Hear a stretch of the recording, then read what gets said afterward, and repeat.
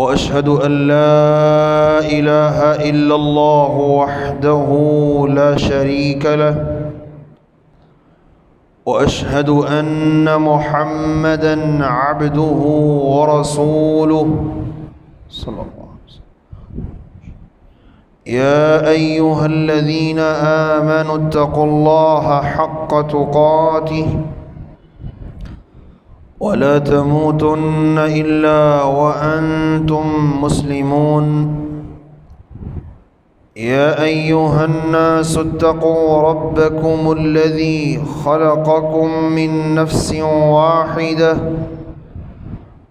وخلق منها زوجها وبث منهما رجالا كثيرا ونساء واتقوا الله الذي تساءلون به والأرحام إن الله كان عليكم رقيبا. يا أيها الذين آمنوا اتقوا الله وقولوا قولا سديدا يصلح لكم أعمالكم ويغفر لكم ذنوبكم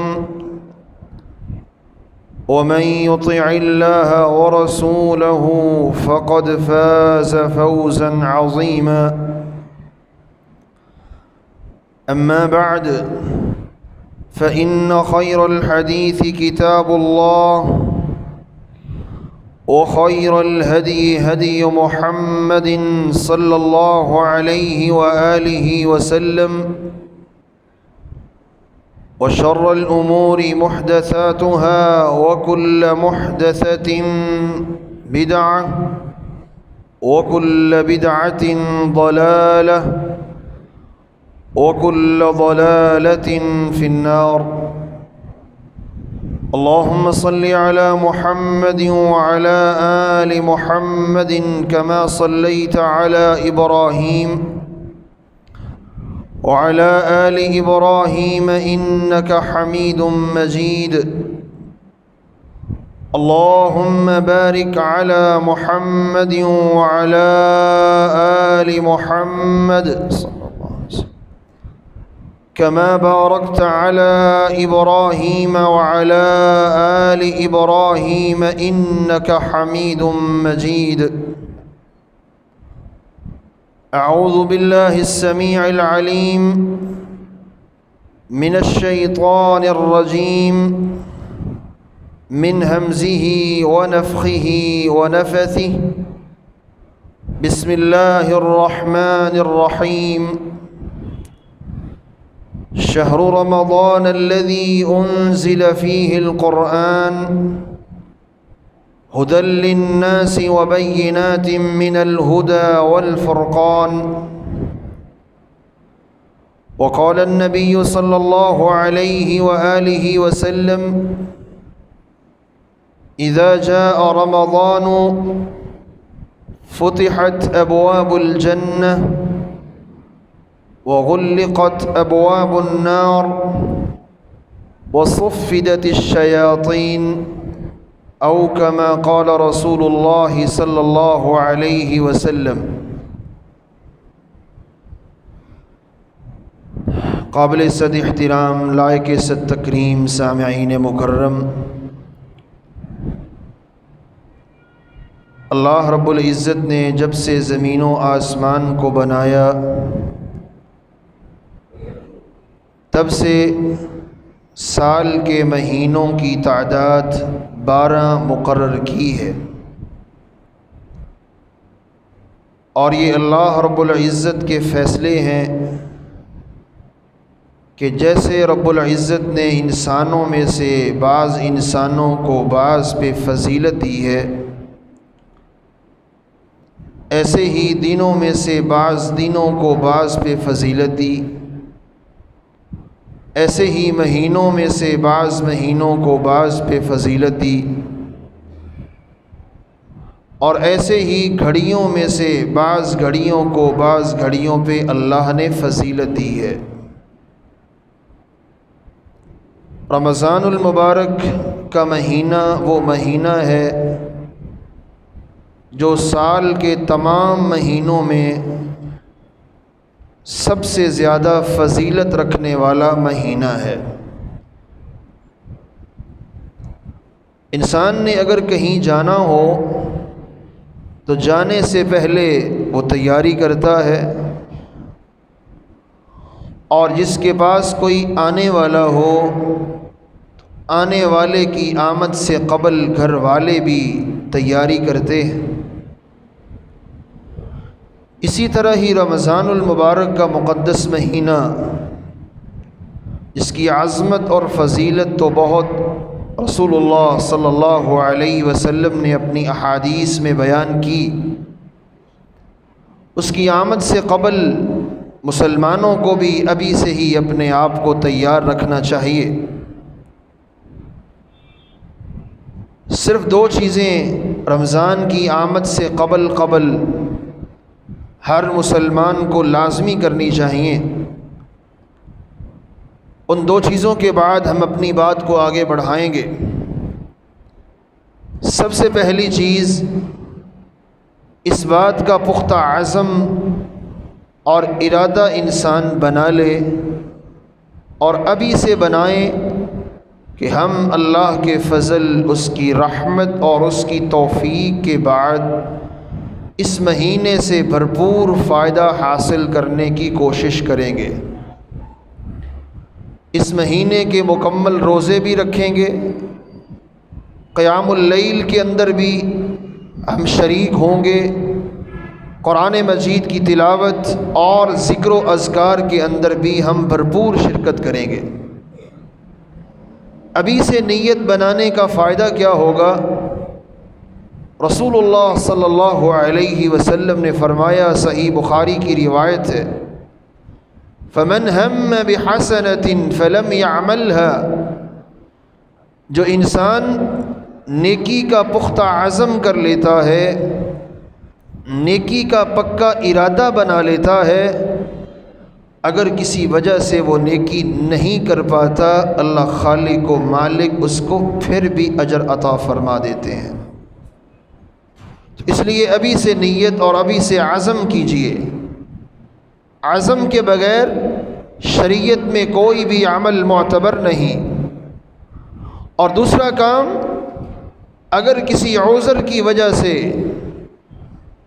شرعی مجبوری کی وجہ سے کسی بھائی، دوست، بزرگ، ماں یا بہن کے روزے پچھلے رمضان کے رہ گئے ہیں، کسی عذر کی وجہ سے بیمار ہوا، چند دن کے لیے روزے چھوڑ دیے، سفر پہ نکلا، چند دن کے لیے مسافر ہونے کی وجہ سے روزے چھوڑ دیے تھے، اس رمضان کے آنے سے پہلے اپنے ان روزوں کی قضائی بھی مکمل کرنی چاہیے۔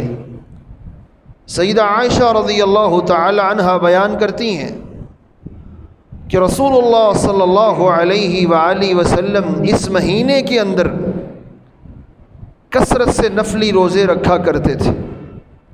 ہاں، البتہ امت کے لیے حکم یہ ہے کہ نفلی روزے 15 شعبان کے بعد نہیں رکھنے چاہیے، سوائے روٹین کے روزوں کے۔ ایک انسان کی روٹین ہے کہ وہ سوموار اور جمعرات کا روزہ رکھتا ہے، وہ 15 شعبان کے بعد بھی رکھے۔ ایک انسان کی روٹین ہے کہ وہ ہر ہفتے کے اندر 2-4 دن کے روزے رکھتا ہے نفلی، اس کی روٹین چلتی آ رہی ہے، وہ اپنی روٹین پہ عمل کرے۔ لیکن قضائی کے روزے جو ہیں ان کی ممانعت نہیں، وہ انسان 15 شعبان کے بعد بھی اپنے روزوں کی قضائی کر سکتا ہے۔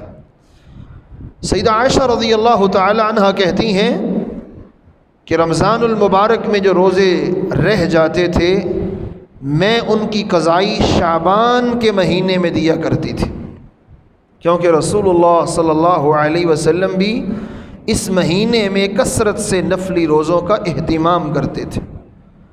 تو پچھلے سال کے چھوٹے ہوئے روزوں کی قضائی وہ بھی آنے والے رمضان سے پہلے ہر شخص کو کرنی چاہیے۔ یہ آنے والا مہینہ جو چند دن کے بعد شروع ہو رہا ہے، اللہ رب العزت نے اس مہینے کو بہت سی عظمت سے نوازا ہے۔ یہ وہ مقدس مہینہ ہے جس مہینے کی ایک رات کے اندر خالق و مالک نے پورے قرآن مجید کو لوح محفوظ سے آسمان دنیا پہ اتارا تھا۔ انا انزلناہ فی لیلۃ القدر، ہم نے اس قرآن مجید کو قدر کی رات میں نازل کیا۔ انا انزلناہ فی لیلۃ مبارکہ، ہم نے اس قرآن مجید کو برکت والی رات میں نازل کیا۔ شہر رمضان الذی انزل فیہ القرآن، رمضان کا مہینہ وہ مہینہ ہے جس میں قرآن مجید کو اتارا گیا اور قرآن مجید کو نازل کیا گیا۔ تو قرآن کا یہ نزول جو رمضان میں ہوا، یہ لوح محفوظ سے آسمان دنیا پہ جو نزول ہوا وہ اسی مہینے کے اندر ہی نزول ہوا۔ رسول اللہ صلی اللہ علیہ وآلہ وسلم نے اس مہینے کے متعلق یہ فرمایا، یہ وہ مہینہ ہے جس میں ایمان کی حالت میں اللہ تعالیٰ سے اجر لینے کے لیے، ثواب لینے کے لیے جب انسان روزہ رکھتا ہے تو خالق و مالک اس کی زندگی بھر کے سارے گناہوں کو معاف کر دیتے ہیں۔ صحیح بخاری میں سیدنا ابو ہریرہ رضی اللہ تعالی عنہ اس حدیث کو بیان کرتے ہیں، من صام رمضان ایمانا واحتسابا غفر له ما تقدم من ذنبه، جس انسان نے رمضان کے روزے رکھے ایمان کی حالت میں اللہ تعالیٰ سے ثواب لینے کے لیے، پورے رمضان کے روزے رکھ لیے اس انسان نے، آپ صلی اللہ علیہ وسلم نے فرمایا اللہ رب العزت اس انسان کی زندگی کے پچھلے گناہوں کو معاف کر دیتے ہیں۔ اور سنن ابن ماجہ کی وہ روایت جس کو امام البانی صحیح کہتے ہیں، دو شخص نبی علیہ الصلاۃ والسلام کے پاس آئے، ایک وقت میں ایک ہی دن کے اندر اکٹھے مسلمان ہوئے اور کلمہ پڑھا، اکٹھے مسلمان ہوئے، ایک دن کے اندر کلمہ پڑھا، ایک ٹائم میں کلمہ پڑھا، مسلمان ہوئے، اسلام پہ عمل کرتے رہے۔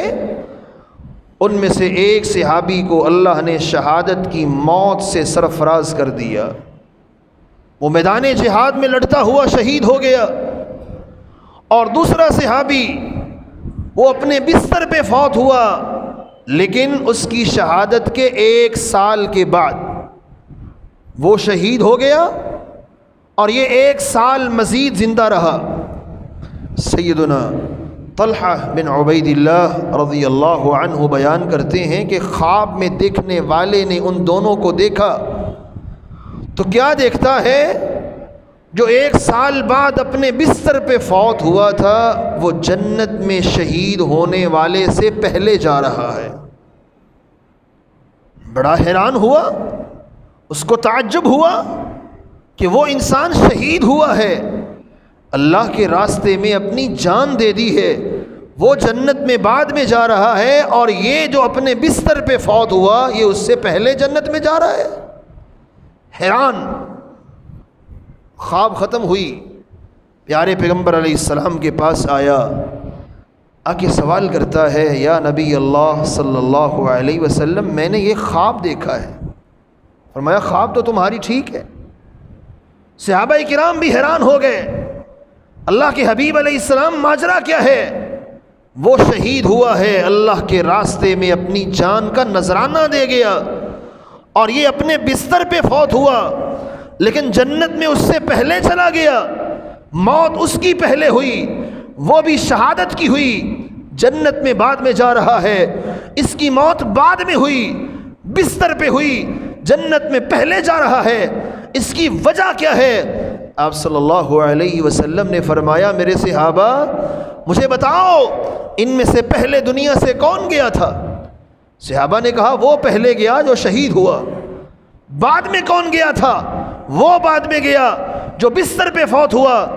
فرمایا جو بستر پہ فوت ہوا کہ اللہ تعالیٰ نے اس کو 1 رمضان زندگی میں اور دیا تھا کہ نہیں دیا تھا؟ صحابہ کرام کہنے لگے ہاں، اس کے فوت ہونے کے بعد، اس کے شہید ہونے کے بعد یہ 1 سال زندہ رہا ہے، اس کو وہ رمضان بھی ملا، اس نے رمضان کے روزے بھی رکھے، اس نے قیام بھی کیا۔ آپ صلی اللہ علیہ وسلم نے فرمایا تم اس بات پہ تعجب کر رہے ہو کہ وہ جنت میں پہلے چلا گیا ہے، اس اللہ کی قسم جس کے ہاتھ میں میری جان ہے، یہ بستر پہ مرنے والے کو اللہ نے اتنے اونچے درجے دے دیے ہیں کہ شہید اور اس کے درجے کے درمیان اتنا فاصلہ ہے جتنا زمین سے آسمان کا فاصلہ ہے۔ 1 رمضان زیادہ مل گیا، اس سے فائدہ لیا، اللہ کی عبادتیں کی، رمضان کے روزے رکھے، اذکار کیے، تلاوتیں کی، قرآن سے جڑا۔ اس 1 رمضان نے بستر پہ فوت ہونے کے باوجود یہ اعزاز دے دیا ہے کہ جنت کا داخلہ بھی پہلے ہوا ہے، اور شہید سے اس کے درجات اتنے زیادہ ہیں جتنی زمین سے آسمان کا فاصلہ ہے۔ میرے مسلمان بھائیوں، یہ وہ مہینہ ہے جو سایہ فگن ہونے والا ہے، جو ہمارے سروں کے اوپر آنے والا ہے۔ ابھی سے اس کی تیاری کیجئے، ابھی سے نیتوں کو صاف کیجئے، توبہ تائب ہو جائیے، اپنے گناہوں کو چھوڑ دیجئے۔ اگر رمضان سے صحیح معنوں میں فائدہ لینا ہے، ابھی سے اپنی ہمت کو بلند کیجئے، ابھی سے اپنی روٹین کو صحیح کیجئے۔ رمضان کو کیسے گزارنا ہے، اللہ کی عبادت کے لیے زیادہ سے زیادہ وقت میں کیسے نکال سکتا ہوں، یہ ابھی سے ہی اس چیز کو مینج کرنے کی ضرورت ہے۔ رسول اللہ صلی اللہ علیہ وآلہ وسلم نے اس مہینے کے متعلق جو تیسری بات بیان کی وہ کیا ہے؟ یہ وہ عظمت والا مہینہ ہے جس کی آمد پہ اللہ رب العزت سرکش جنوں اور شیطانوں کو جکڑ دیتے ہیں۔ چوتھی بات، یہ وہ مبارک مہینہ ہے جس کی آمد کے اوپر جہنم کے سارے دروازوں کو بند کر دیا جاتا ہے۔ اور پانچویں بات یہ بیان کی، یہ وہ مبارک مہینہ ہے جس کی آمد پہ اللہ اپنی جنت کے 8 دروازے ہی کھول دیتے ہیں۔ صحیح بخاری کی حدیث، صحیح مسلم میں 1079 نمبر پہ روایت ہے، سیدنا ابو ہریرہ رضی اللہ عنہ اس حدیث کے راوی ہیں۔ آپ صلی اللہ علیہ وسلم نے فرمایا، اذا جاء رمضان، جب رمضان کا مہینہ آ جاتا ہے، فتحت ابواب الجنہ، جنت کے دروازے کھول دیے جاتے ہیں، وغلقت ابواب النار، جہنم کے سارے دروازوں کو بند کر دیا جاتا ہے، وصفدت الشیاطین، اور شیطانوں کو جکڑ دیا جاتا ہے۔ اہل علم ایک مثال دیتے ہیں، ایک شخص یہ اعلان کرے، یہاں سے لے کر یہ کھارا چنگی تک جو انسان پیدل چل کے جائے گا اس کو 1 ارب روپیہ انعام ملے گا، سارے جانے کو تیار ہو جائیں گے۔ یہ تھوڑا سا فاصلہ ہے، پیدل جانا ہے، مسئلہ ہی کوئی نہیں۔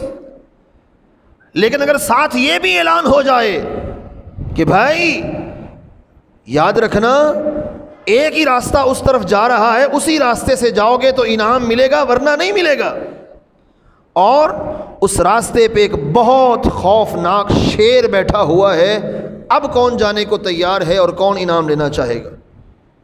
تو کوئی بھی نہیں جائے گا، اپنے آپ کو موت کے منہ میں ڈالنے والی بات ہے، کون جاتا ہے؟ رمضان المبارک وہ مہینہ ہے جو اللہ کی برکتوں کے نزول کا مہینہ ہے، جو خالق و مالک کی رحمتوں کے نزول کا مہینہ ہے۔ میرا مالک اتنا مہربان ہے، اتنا مہربان اور قدردان ہے، انسان سے کہہ دیا، اے انسان جنت کے سارے دروازے میں نے کھول دیے ہیں، جہنم کے 7 دروازوں کو بند کر دیا ہے۔ اس جنت کی طرف آنے سے روکنے والا شیطان تھا جو تیرا دشمن تھا، اس کو بھی میں نے جکڑ دیا ہے، اب تو کوئی پریشانی نہیں، اب بھی آ جا، اس رحمتوں سے فائدہ لے لے۔ خالق و مالک نے کیسا انتظام کیا ہے، انسان کے دشمن کو، سب سے بڑے دشمن ابلیس کو، اس کے بڑے بڑے چیلوں کو خالق و مالک اس مہینے کی آمد کے ساتھ ہی قید کر دیتے ہیں، جنت کے 8 دروازوں کو کھول دیتے ہیں اور جہنم کے سارے دروازوں کو بند کر دیتے ہیں۔ دوسری حدیث میں آپ نے فرمایا جنت کے 8 دروازے کھل جاتے ہیں، کوئی ایک دروازہ بھی پورا رمضان بند نہیں ہوتا ہے۔ اللہ تعالیٰ اپنی رحمتوں کے دروازے کھولتے ہیں، اور جہنم جو اللہ کے غضب کی نشانی ہے، جیسے کہ حدیث قدسی کے اندر بھی آیا، رب نے جہنم سے کہا تو میرا عذاب ہے، جس کو چاہوں گا اس عذاب کے ذریعے عذاب دوں گا۔ رب نے اس عذاب کے دروازوں کو بند کر کے رحمت کے سارے دروازوں کو کھول کے انسان سے کہا آ انسان اس جنت میں آ جا، اس سے روکنے کے لیے شیطان تھا، تجھے روکنے کے لیے ورگلانے کے لیے میں نے اس کو جکڑ بھی دیا ہے، اس کو قید بھی کر دیا ہے، اب تو آؤ اللہ کی رحمتوں سے فائدہ لے لو۔ رسول اللہ صلی اللہ علیہ وآلہ وسلم نے جو چھٹی بات اس مہینے کے متعلق کہی وہ یہ کہی کہ آپ صلی اللہ علیہ وسلم نے فرمایا جو شخص اس مہینے کے اندر روزے رکھتا ہے خالق و مالک اس کو 2 خوشیاں عطا کرتے ہیں۔ صحیح مسلم کی روایت، آپ صلی اللہ علیہ وسلم نے فرمایا کل عمل ابن آدم یضاعف له الحسنة 10 امثالها الى 700 ضعف۔ انسان ایک نیکی کرتا ہے، خالق و مالک اس کو بڑھاتے بڑھاتے 10 تک لے جاتے ہیں۔ خلوص زیادہ ہو اللہ اس کو اور بڑھاتے ہیں، 700 گنا تک لے جاتے ہیں۔ فرمایا الا الصوم، روزہ ایسا عمل ہے جس کی نیکی کتنی ہے کسی کو معلوم ہی کوئی نہیں۔ وہاں کیا لکھا ہے انہ لی وانا اجزی بہ، یہ میرے لیے ہے اور میں ہی اپنے بندے کو اس کی جزا دوں گا۔ اور رسول اللہ صلی اللہ علیہ وسلم نے فرمایا اللہ کریم فرماتے ہیں یہ جزا میں کیوں دوں گا اس کو، یدع شہوتہ وطعامہ من اجلی، مجھے راضی کرنے کے لیے انسان نے کھانا بھی چھوڑ دیا، اپنا قیمتی ترین مشروب بھی قربان کر دیا، اپنی شہوتوں کی قربانی بھی دے دی، یہ مجھے راضی کرنا چاہتا ہے، اس نے میری رضا کے لیے یہ کیا ہے اور میں بھی قیامت کے دن خود ہی اس کو بدلے سے نوازوں گا۔ اور آپ صلی اللہ علیہ وسلم نے اسی حدیث میں فرمایا للصائم فرحتان، اللہ تعالیٰ فرماتے ہیں نبی کریم صلی اللہ علیہ وسلم بیان کر رہے ہیں کہ روزے دار کو 2 خوشیاں ملتی ہیں۔ فرحۃ عند فطری، پہلی خوشی الحمدللہ روزہ مکمل کر لیا، جیسے اللہ کو مطلوب تھا ویسے مطلوب میں نے پورا کر دیا۔ اور دوسری خوشی فرحۃ عند لقاء ربی، جب اس کی جان نکلے گی اپنے مالک کی بارگاہ میں جائے گا، اس اللہ کے لیے رکھے ہوئے اس روزے کی وجہ سے وہاں بھی انسان کو خوشیاں ملیں گی۔ اور 8ویں بات جو آپ صلی اللہ علیہ وسلم نے بیان کی وہ کیا ہے، جب انسان روزہ رکھتا ہے تو روزہ رکھنے کی وجہ سے جب معدے کو بھوک لگتی ہے اس معدے سے بو آتی ہے، آپ صلی اللہ علیہ وسلم فرماتے ہیں اللہ تعالیٰ کے نبی علیہ السلام نے فرمایا لخلوف فیہ اطیب عند اللہ من ریح المسک، جو انسان کے معدے سے بھوک کی وجہ سے بو آتی ہے اللہ تعالیٰ کو وہ بو کستوری سے بھی زیادہ پیاری لگتی ہے، کیونکہ یہ اللہ کے لیے عمل ہے، انسان اللہ کے لیے کام کر رہا ہے۔ 8ویں بات آپ صلی اللہ علیہ وسلم نے اس مہینے کے متعلق بیان کی جو قرآن نے بھی بتائی ہے احادیث نے بھی بتائی ہے، وہ یہ ہے رب نے اس مہینے کے اندر ایک ایسی رات رکھی ہے آخری عشرے میں جس ایک رات کی عبادت کا اجر و ثواب جو ہے وہ 1000 مہینے کی عبادتوں سے بھی زیادہ ہے۔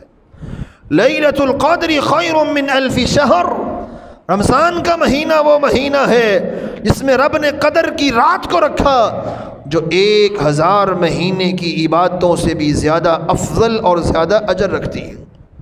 9ویں بات، اس رمضان کو رب نے یہ اعزاز دیا ہے، یہ فضیلت دی ہے، اللہ جب بھی توفیق دے انسان کو جانا چاہیے عمرے پہ، حج پہ انسان سال بعد پیسے ہوں اللہ نے مال دیا ہو تو جائے حج کرے، لیکن یہ رمضان کی برکت ہے، یہ رمضان کی فضیلت ہے، رب نے مال دیا ہے کسی کو وہ رمضان میں عمرہ کرتا ہے۔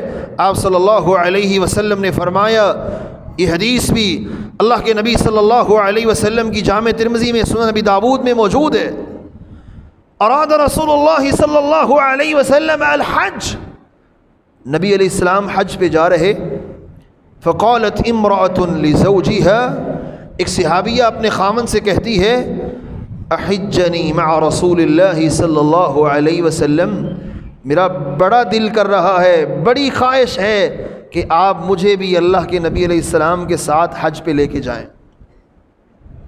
خاوند کہنے لگا ما عندی ما احجک علیہ، میرے پاس سواری نہیں ہے کہ آپ کو بھی اپنے ساتھ لے کے جاؤں، ایک سواری ہے اس پہ میں اور میرا بیٹا جا رہے ہیں، آپ کے لیے سواری کوئی نہیں۔ راوی کہتے ہیں کہ وہ شخص نبی علیہ الصلوۃ والسلام کے پاس آیا، اس نے کہا اللہ کے پیارے حبیب علیہ السلام، میری بیوی آپ کو سلام کہہ رہی ہے، ایک مسئلہ پوچھ رہی ہے، ہمارے پاس 2 اونٹ ہیں، ایک اونٹ ہم نے رکھا ہوا ہے گھر کی ضروریات پوری کرنے کے لیے، جس پہ گھر کا سامان لاتے ہیں، پانی وغیرہ لاتے ہیں، اور ایک اونٹ رکھا ہوا ہے سواری کے لیے، جو سواری کا اونٹ ہے اللہ کے حبیب علیہ السلام اس پہ میں اور میرا بیٹا حج کرنے آپ کے لیے جا رہے ہیں، آپ کے ساتھ جائیں گے، میری بیوی کا بھی ارادہ ہے حج کرنے کا، سواری کوئی نہیں، وہ پوچھ رہی ہے اب میں کیا کروں؟ آپ صلی اللہ علیہ وآلہ وسلم نے فرمایا جاؤ اپنی بیوی کو بتاؤ، اسے کہو اگر تمہاری یہ چاہت ہے، تمہاری یہ خواہش ہے، اللہ مجھے اتنا اجر دے دے جتنا اجر ان کو ملے گا جو نبی علیہ السلام کے ساتھ حج کرنے کے لیے جا رہے ہیں۔ اگر وہ اجر لینا چاہتی ہے اس کو کہنا اقرأ السلام، اس کو میرا بھی سلام کہنا، سلام پیش کرنا، اور اس کو خبر دے دینا رمضان کا مہینہ آئے گا اس میں جا کے عمرہ کر لے، رمضان کے مہینے میں عمرہ کرنے کا ثواب اللہ نے میرے ساتھ حج کرنے جتنا رکھا ہوا ہے۔ اللہ کے نبی علیہ السلام کے ساتھ حج کرنا، اس کی کیا عظمت ہے، اس کی کیا فضیلت ہے، یہ فضیلت اللہ نے رمضان کے مہینے کو دی ہے۔ جو اس مہینے کے اندر عمرہ کر لیتا ہے اس کے ایک عمرے کا اتنا اجر ہے جتنا اس نے اللہ کے نبی علیہ السلام کے ساتھ مل کے حج کیا ہو۔ جو اتنا ثواب ہے وہ اللہ نے اس کا رکھا ہے رمضان کے مہینے میں عمرہ کرنے کا، یہ بھی عظمت ہے تو رمضان کے مہینے کی ہے۔ 10ویں عظمت بیان کر کے بات کو آگے بڑھاتے ہیں، سلف اور رمضان کا کیا تعلق تھا، سلف نے رمضان کے بارے میں کیا کہا ہے، وہ باتیں اس کے بعد ہم بیان کرتے ہیں۔ یہ وہ مہینہ ہے جس میں رسول اللہ صلی اللہ علیہ وسلم سیدنا جبریل علیہ الصلاۃ والسلام کے ساتھ قرآن کا دور کیا کرتے تھے۔ صحیح بخاری میں کتاب الوحی کے اندر 6 نمبر حدیث ہے، امام بخاری اس کو شروع میں لے کے آئے ہیں۔ صحیح بخاری میں 6 نمبر کی حدیث عبداللہ ابن عباس رضی اللہ تعالی عنہ بیان کرتے ہیں، کان رسول اللہ صلی اللہ علیہ وسلم اجود الناس، نبی علیہ السلام تو ویسے بھی سب سے بڑے سخی تھے، لیکن فرماتے ہیں وَكَانَ أَجْوَدَ مَا يَكُونُ فِي رَمَضَانِ، خصوصاً رمضان کے مہینے میں آپ کی سخاوت کا جو عالم ہوتا تھا وہ اپنے انتہا کو پہنچا ہوتا تھا۔ کیوں؟ حین یلقاہ جبریل، رمضان کی ہر رات میں جبریل آپ کے پاس آتے، فیدارسہ القرآن، نبی کریم صلی اللہ علیہ وسلم رمضان کے مہینے میں جبریل کے ساتھ قرآن کا دور کیا کرتے تھے۔ اور ماں جی فاطمہ رضی اللہ تعالی عنہ کہتی ہیں آخری رمضان جو زندگی کا آپ نے گزارا اس میں آپ نے جبریل کے ساتھ 2 بار دور کیا تھا۔ میرے مسلمان بھائیوں، یہ رمضان، یہ مبارک مہینہ جو آنے والا ہے، اللہ تعالیٰ نے اس کو بہت سی عظمتوں سے نوازا ہے۔ یقیناً وہ انسان بہت محروم ہے اللہ کی رحمتوں سے جو اس طرح کے مواقع سے فائدہ نہیں اٹھاتا۔ یہ ایک مہینہ انسان کی زندگی کا 80 سال کی عبادت سے بھی زیادہ اجر رکھا ہے اللہ نے اس مہینے کی صرف 1 رات کے اندر۔ رسول اللہ صلی اللہ علیہ وآلہ وسلم نے اور آپ صلی اللہ علیہ وسلم کے صحابہ کرام نے اور صحابہ کرام کے بعد تابعین، تبع تابعین، اتباع تابعین، محدثین اعظام، ان کا اس مہینے کے متعلق کچھ باتیں ان کی آپ کے سامنے رکھنا چاہتا ہوں۔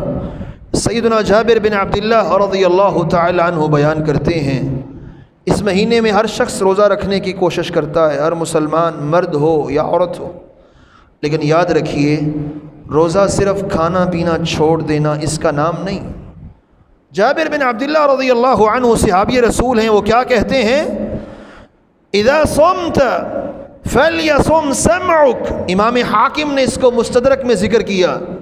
اذا صمت جب تم نے روزہ رکھ لیا ہے تو پھر فَلْيَصُمْ سَمْعُكَ، پھر تمہارے کان کا بھی روزہ ہونا چاہیے، صرف پیٹ کا روزہ نہیں، صرف بھوک پیاس برداشت کرنے کا نام روزہ نہیں، فَلْيَصُمْ سَمْعُكَ، پھر آپ کے کان کا بھی روزہ ہونا چاہیے، وَبَصَرُكَ، آپ کی آنکھ کا بھی روزہ ہونا چاہیے۔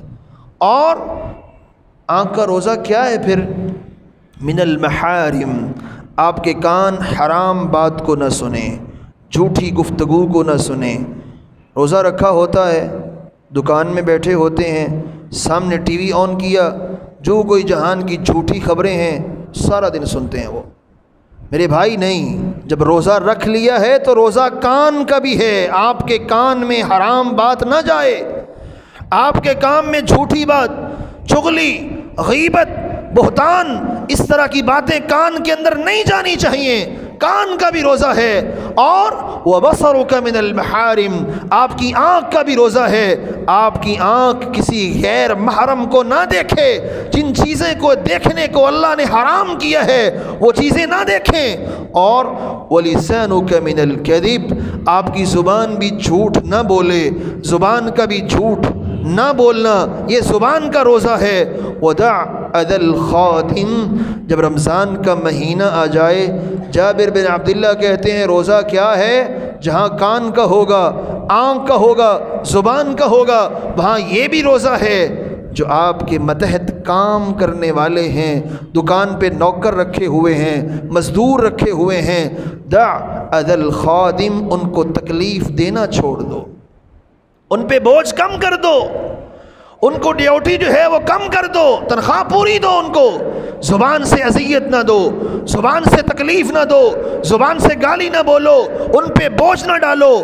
وَلْيَكُنْ عَلَيْكَ وَقَارٌ وَسَكِينَةٌ، رمضان کا مہینہ آئے، آپ نے روزہ رکھا ہوا ہے، آپ کی گفتگو کے اندر وقار نظر آئے، آپ کی چال ڈھال کے اندر وقار نظر آئے، متانت، سنجیدگی نظر آئے۔ وَلَا تَجْعَلْ يَوْمَ صَوْمِكَ وَيَوْمَ فِطْرِكَ سَوَاءً، اور آخری بات بیان کرتے ہیں، اگر روزے کے اندر بھی آپ کی وہی روٹین ہے جو رمضان سے پہلے تھی، رمضان سے پہلے بھی جھوٹ چل رہے ہیں، جھوٹی باتیں سنی جا رہی ہیں، غیبتیں ہو رہی ہیں، سب کچھ ہو رہا ہے، رمضان آیا، روٹین صرف اتنی چینج ہوئی ہے کہ صبح اور شام کو کھانا کھانا ہے، باقی ٹائم کھانا نہیں کھانا، صرف یہ روٹین چینج ہوئی ہے، اذان سے پہلے کھا لیا، صبح کی اذان سے شام کی اذان پہ کھا لیا، اتنی روٹین چینج ہوئی، باقی کچھ بھی چینج نہیں ہوا۔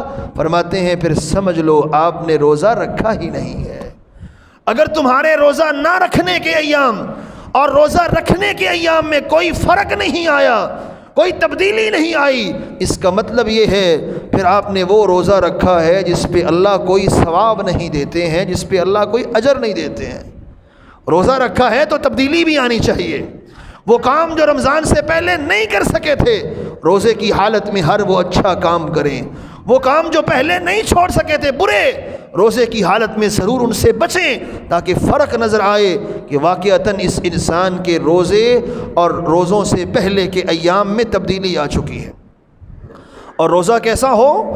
رسول اللہ صلی اللہ علیہ وسلم فرماتے ہیں، صحیح الترغیب کے اندر شیخ البانی اس روایت کو صحیح لکھتے ہیں، آپ صلی اللہ علیہ وسلم نے فرمایا رب صائم حظه من صيامه الجوع والعطش، بہت سے روزے دار ایسے ہیں جنہوں نے روزہ رکھا لیکن ملا کیا، بھوک اور پیاس کے علاوہ کچھ ہاتھ نہیں آیا۔ ورب قائم حظه من قیامه السحر، بہت سے قیام اللیل کرنے والے، تراویح پڑھنے والے ایسے بھی ہوں گے جو تراویح پڑھیں گے کچھ ہاتھ نہیں آئے گا، سوائے بیداری کے، سوائے نیند قربان کرنے کے کوئی ثواب نہیں ملے گا۔ کیوں؟ اس نے روزہ رکھا، اس کے تقاضے پورے نہیں کیے، اس نے قیام اللیل کیا تو سنت کے مطابق نہیں کیا ہے۔ میرے مسلمان بھائیوں، یہ رمضان کا مہینہ، اس کی عظمتیں بڑی ہیں، اس کی فضیلتیں بڑی ہیں، لیکن وہ ساری فضیلتیں اسی وقت ملیں گی جب شریعت کی روشنی میں اس کو بسر کریں گے، اس وقت وہ ساری فضیلتیں اور وہ سارے اعمال انسان کو حاصل ہوں گے۔ عبداللہ بن غالب ان کے بارے میں آتا ہے कान मिन अल-अब्बाद अल-मुज्तहिदीन फी अस्सलाति वस्सौम, ये कसरत से नफली रोज़े रखने वाले और तहज्जुद पढ़ने वाले थे। इनकी ज़िंदगी नफली रोज़ों से भरी हुई है, क़ियामुल लैल तहज्जुद से भरी हुई है। बहुत ज़्यादा नफली रोज़े भी रखते थे, फ़र्ज़ी तो रखने ही रखने हैं, तहज्जुद भी पढ़ते थे।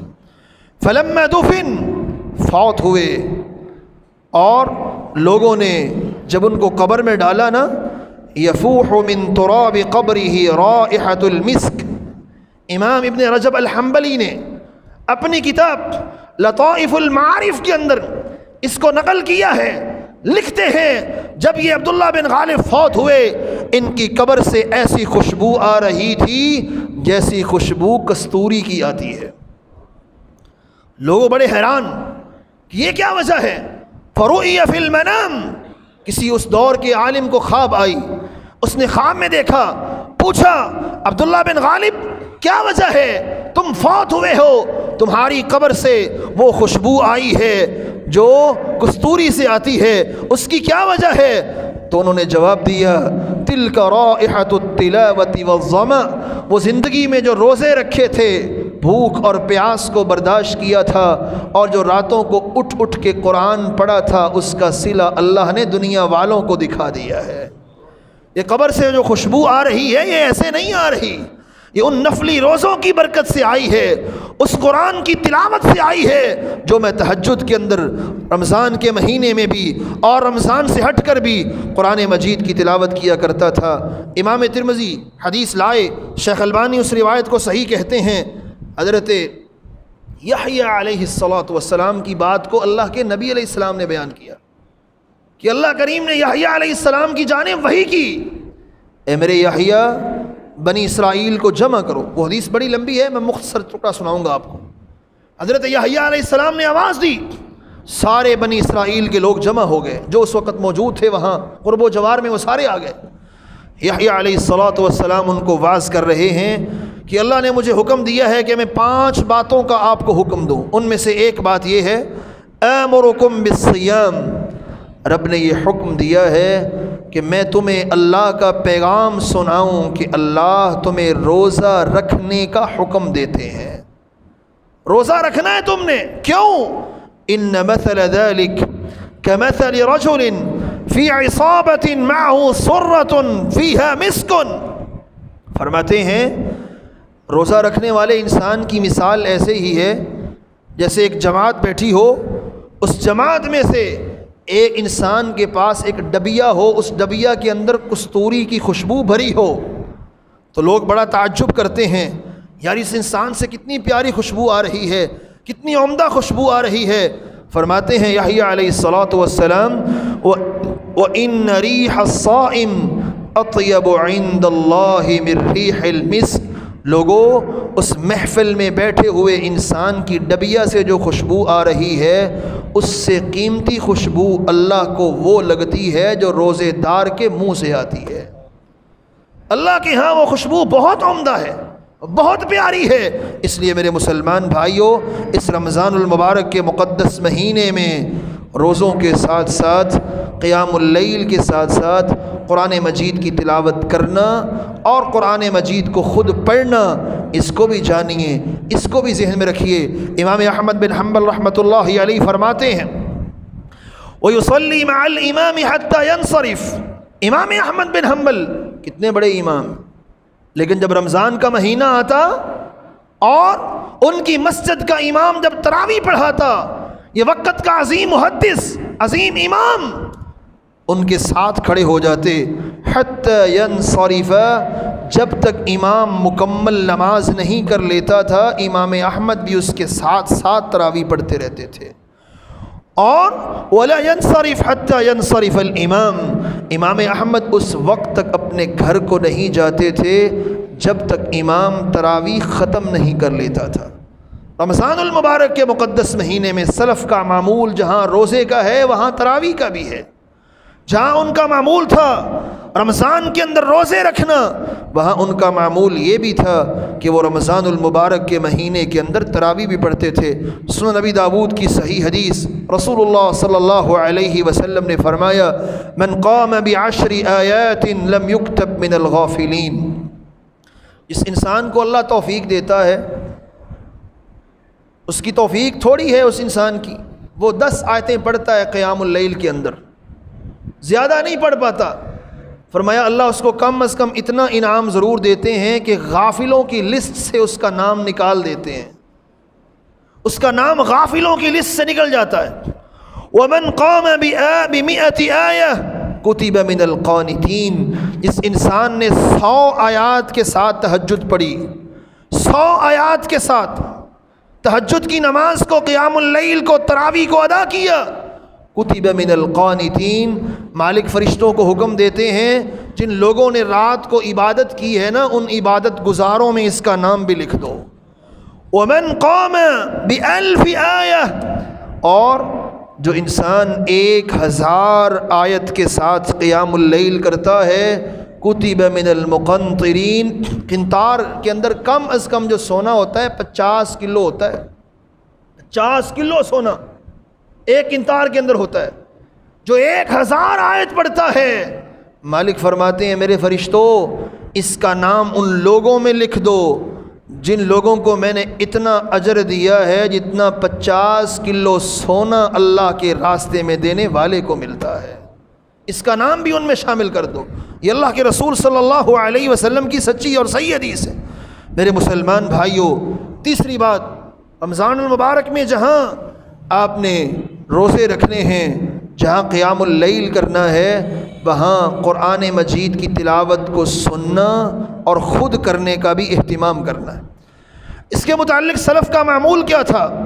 سلف صالحین میں سے امام ابن حجب لکھتے ہیں، امام ابن رجب نے اپنی کتاب لطائف المعارف میں لکھا وَكَانَ بَعْضُ السَّلَفِ يَخْتِمُ فِي قِيَامِ رَمَضَانَ فِي كُلِّ 3 لَيَالٍ۔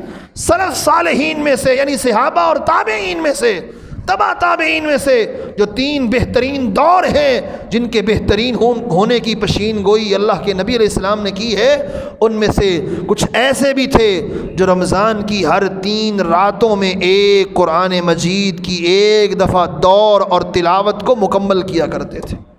رمضان کی ہر 3 راتوں کے اندر قرآن مجید کا دور مکمل ہو رہا ہے۔ سلف کی روٹین یہ ہے وَبَعْضُهُمْ فِي كُلِّ 7، اور بعض وہ بھی تھے جو 7 راتوں میں ایک مرتبہ قرآن مجید کے مکمل کا دور کرتے تھے۔ منہم قتادہ، جن میں سیدنا قتادہ بھی شامل ہیں، اور وَبَعْضُهُمْ فِي 10، اور بعض سلف ایسے بھی تھے جو 10 دنوں کے اندر ایک مرتبہ قرآن مجید کا دور مکمل کرتے تھے۔ سلف نے کیسے اس کو غنیمت جانا ہے؟ رمضان اور قرآن آپس میں گہرا تعلق ہے ان دونوں کا، اسی لیے فرماتے ہیں وَكَانَ السَّلَفُ يَتْلُونَ الْقُرْآنَ فِي شَهْرِ رَمَضَانَ فِي الصَّلَاةِ وَفِي غَيْرِهَا۔ سلف صالحین رمضان المبارک کا مہینہ آتا جہاں نماز کے اندر، فرضی نماز میں قرآن کی تلاوت کرتے تھے، نوافل اور سنتوں میں قرآن پڑھتے تھے، وہاں نماز سے ہٹ کر بھی قرآن کی تلاوت کو اپنے معمول میں شامل کرتے تھے۔ اور ابراہیم النخعی، ان کے بارے میں آتا ہے جب رمضان المبارک کا آخری عشرہ آتا تو آخری عشرے کے اندر ابراہیم النخعی رحمہ اللہ ہر 3 راتوں کے اندر ایک مرتبہ قرآن مجید کا دور مکمل کیا کرتے تھے۔ اگر آپ پڑھ نہیں سکتے ہیں، اتنی ہمت نہیں ہے، تو کم از کم قیام اللیل انسان کو امام کے ساتھ ضرور کرنا چاہیے تاکہ قرآن کی ایک مکمل دور کی سماع تو ہم کر سکیں، اس کے اندر تو شامل ہو سکیں۔ اور سلف صالحین کے بارے میں حضرت امام قتادہ بہت بڑے محدث گزرے ہیں، آپ حیران ہوں گے، حدیث کے عالم ہیں، لیکن جب رمضان کا مہینہ آتا ابن حجب لکھتے ہیں یدرس القرآن فی شہر رمضان، یہ حدیث پڑھانے والے محدث جب رمضان کا مہینہ آتا کہتے شاگردو قرآن لے کے آؤ، یہ قرآن کا مہینہ ہے، آؤ میں تمہیں قرآن پڑھاتا ہوں، اس مہینے میں قرآن کی تلاوت ہوگی۔ اس مہینے میں قرآن کا واعظ ہوگا، قرآن کی درس و تدریس ہوگی۔ اور سلف صالحین میں سے امام زہری رحمۃ اللہ علیہ جو بہت بڑے محدث ہیں، امام زہری کے بارے میں آتا ہے اذا دخل رمضان قال انما هو تلاوۃ القرآن واطعام الطعام۔ جاؤ بھی سارے چھٹی کر جاؤ، حدیث پڑھانے والا محدث کہہ رہا ہے شاگردوں سے چھٹی کر جاؤ۔ کیوں؟ وہ مہینہ آ گیا ہے جس میں دو کام کثرت سے کرنے ہیں، ایک قرآن مجید کی تلاوت کرنی ہے اور دوسرا سحری و افطاری کا بندوبست کرنا ہے لوگوں کے لیے۔ اطعام الطعام، کھانا کھلاؤ لوگوں کو اور قرآن مجید کی تلاوت کرو۔ یہ مہینہ ہی قرآن کا مہینہ ہے، ہم قرآن مجید کا سماع کرتے ہیں۔ سفیان ثوری رحمۃ اللہ علیہ جو بہت بڑے محدث ہیں اور تابعی ہیں، اذا دخل رمضان ترک جمیع العبادہ واقبل علی تلاوت القرآن۔ جب رمضان کا مہینہ آتا امام سفیان ثوری ساری عبادات پہ اتنا زور نہیں دیتے تھے جتنا زور وہ قرآن مجید کی تلاوت پہ دیا کرتے تھے، جتنا زور وہ قرآن کی تلاوت پہ دیتے اس مہینے کے اندر اتنا زور وہ کسی اور عبادت کے اوپر نہیں دیتے تھے۔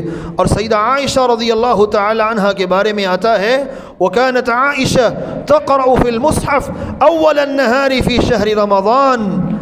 حضرت عائشہ رضی اللہ تعالی عنہا جب دن کا آغاز ہوتا تھا صبح ہوتے ساتھ ہی قرآن مجید رمضان کے مہینے میں کھول کے اس کی تلاوت شروع کر دیتی تھی، دن کا شروع والا حصہ تلاوت قرآن میں گزارتی تھی، قرآن پڑھتے ہوئے گزارتی تھی۔ میرے مسلمان بھائیوں، یہ سلف کی روٹین ہے کہ رمضان المبارک کے اندر وہ ایسا عمل کیا کرتے تھے۔ سفیان ثوری کہتے ہیں وَكَانَ زُبَيْدٌ اذا حضر رمضان، جب رمضان کا مہینہ آتا امام زبید رحمہ اللہ احضر المصاحف وجمع الیہ اصحابہ، اپنے سارے شاگردوں کو اکٹھا کرتے، کہتے بیٹو جاؤ اپنے اپنے مصحف لے کے آؤ اور بیٹھ کے قرآن مجید کی تلاوت کرو، قرآن پڑھو۔ سلف صالحین نے اس رمضان کی عظمت کو سمجھا ہے، یہ رمضان قرآن کا مہینہ ہے، اس میں قرآن مجید کی تلاوت کی طرف رجوع کرنا، قرآن کے ساتھ لگاؤ پیدا کرنا اور قرآن مجید کی تلاوت پہ زور دینا، یہ سلف کا رویہ تھا۔ بعض سلف صالحین اذا احتضر المؤمن، امام ابن رجب نے ایک بڑا عجیب قول نقل کیا ہے، سلف میں سے کسی کا قول نقل کیا ہے۔ سلف کہتے ہیں اذا احتضر المؤمن، جب مؤمن انسان کی موت کا وقت قریب آتا ہے، یقال للملک، وہ فرشتہ جو اس کی روح قبض کرنے آتا ہے نا، اس کو آرڈر ہوتا ہے شم رأسہ، جس کی جان لینے آئے ہو اس کے سر کو سونگو۔ وہ فرشتہ اس کے سر کو سونگتا ہے، قال اجد فی رأسہ القرآن، جواب دیتا ہے مالک مجھے تو اس کے سر سے قرآن کی خوشبو آ رہی ہے۔ خالق و مالک فرماتے ہیں شم قلبہ، اس کے دل کو بھی سونگ کے دیکھو، وہ موت کا فرشتہ اس مومن کے دل کو بھی سونگتا ہے اور کہتا ہے اجد فی قلبہ الصیام، اس کے دل سے مجھے روزے کی خوشبو آ رہی ہے۔ اللہ خالق و مالک کی طرف سے اعلان ہوتا ہے شم قدمی، اس کے پاؤں کو بھی سونگو۔ وہ انسان کہتا ہے، فرشتہ وہ کہتا ہے جب پاؤں سونگتا ہے کہتا ہے اے اللہ فی قدمہ القیام، اس کے پاؤں سے تہجد پڑھنے اور تراویح پڑھنے کی خوشبو آ رہی ہے۔ اللہ خالق و مالک فرماتے ہیں حفظ نفسہ حفظہ اللہ، اس نے اپنی زندگی میں اپنے دل کو، اپنی زبان کو اور اپنے پاؤں کو اللہ کی عبادت پہ لگا لیا، آج مرتے وقت اللہ نے اس کی جان کو بھی جہنم سے محفوظ کر لیا ہے۔ روزہ رکھیں، قیام اللیل کریں، قرآن مجید کی تلاوت کریں، جو سلف کا معمول ہے اور جو سلف کیا کرتے تھے۔